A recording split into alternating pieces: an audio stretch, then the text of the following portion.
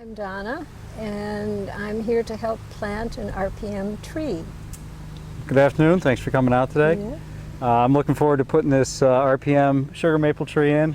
Yeah, we're looking to have a sugar maple replacement here, if you will, because we've got some older maple trees and they are getting quite mature, and this one's actually a little bit past mature, and we're anticipating it's unfortunate it's going to pass, and so we need to begin to replace them before the old trees die, so we have some shade and vegetation along here as well. Yes, well, we're glad that you chose the RPM tree because it's been grown to be very self-contained, to have a good root structure on it, and it should do just fine for you and mature quickly and be a very nice tree. Great. Well, should we get started? Okay. So what do they talk about the rules for these, Donna?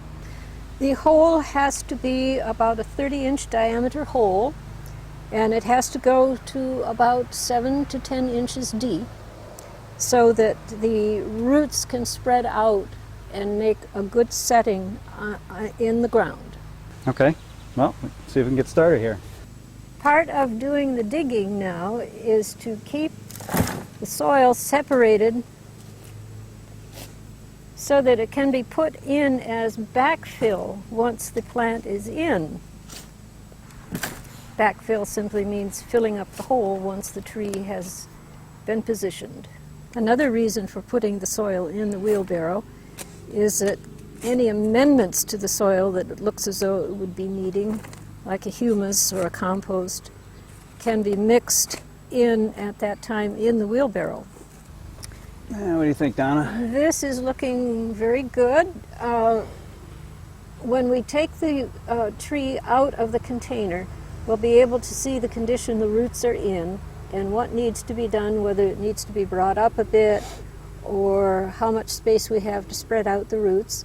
So I think the next step would be to take the tree out, look and see what we've got, Okay. and make the adjustments. Well, why don't we take her out of the pot at this time? Yes, that would be the next thing to do. See how we're doing here. We can pick this up and turn it and push it from the base. Ah, good. Very nice. There we go. Very nice. Oh, this is a nice ball. That's good. And let's see where this is relative to the hole. Looks like we definitely need to bring it up some because Yes. it's below the top of the root ball now. Yes, So right. The tree. that's about the old former Yes, it ground should be surface no there. deeper than that. Yep. So we'll bring it up a Yeah. bit. Okay. And I'll get some soil under there.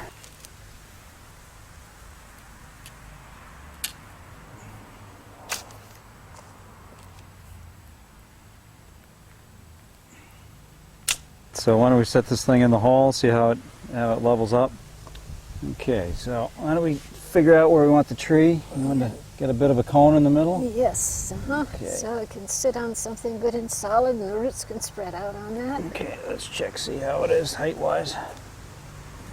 Get it oriented the way we want it to. Probably gonna put it this way. And yeah, it looks a little bit, maybe a little bit high. And check it on this side too. Yeah, it looks about even. Looks It's on very both good. sides, right in the middle. Very good. One of the main problems in planting something is to get it in too deeply. That should not be any more than right at soil level, right at the top of the hole. Looks good. Great. The roots, of course, need the water, but they also need to have the soil wetted down thoroughly as the loose soil is put in to get air pockets out. Right. Roots don't like the air, do they? Now what we can tend to is making a little bit of a saucer around the tree Depression, so collects the so moisture. that there's a depression here. Yes, precisely. So when we water it, the water will stay They can build up to a little the bit tree. in the back. Mhm. Looks like a little low in the back, maybe. And the tree should be watered at least once a week after this, unless it's been raining the way it's been raining this summer. Right. And There'll be mulch put down on this. Now, RPM has specifically recommended no wood chips on a mulch of this sort. Leaves would be fine, pine bark would be fine, peat would be fine, and you can go up to 3 to 4 inches of mulch, but to be very sure when you're putting mulch down that it should not touch the trunk of the tree. Right. Fertilizer is definitely not recommended for a newly planted tree. You can begin to fertilize with a high nitrogen fertilizer after a year, preferably in the spring.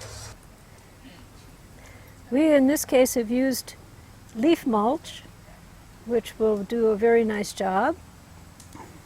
And in this case, there is no need to do any pruning on the tree because the tree leaf and the tree roots seem to be in very good balance. It has a good root base to it. Ordinarily, there might need to be some pruning done to give the roots a chance to settle in and do their job, but I think this is just fine. If you do choose to stake, the staking should be removed when the tree is a year old. And as I said before, the fertilizing should not be started